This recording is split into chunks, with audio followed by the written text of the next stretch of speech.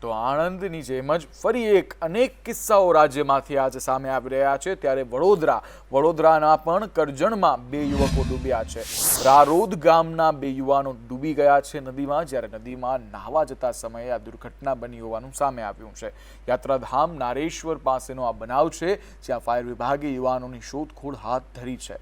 કરજણ તાલુકાના યાત્રાધામ નારેશ્વર ખાતે 2 યુવાનો ડૂબી ગયા છે। કરજણ તાલુકાના રારોદ ગામના 2 યુવાનો છે જે ડૂબી ગયા છે। હર્ષિલભાઈ સતીશભાઈ વસાવા ઉંમર વર્ષ 20 છે, જ્યારે રારોદ ગામ તાલુકા કરજણ જિલ્લા વડોદરા ત્યાંના રહેવાસી છે અને તેઓની સાથે પિયુષભાઈ લાલજીભાઈ વસાવા પણ હતા, જે માત્ર ઉંમર 17 હતી। આ બંને યુવક આ ગરમીમાં આકરા તાપમાં નાહવા માટે પડ્યા હતા, જ્યારે યુવાનો ડૂબતા હાલ તો ફાયર વિભાગ દ્વારા શોધખોળ હાથ ધરાય છે। જો કે ફરી એક વખત સાવધાન રહેવા માટે આ કિસ્સો ફરી એક વખત સામે આવી રહ્યો છે।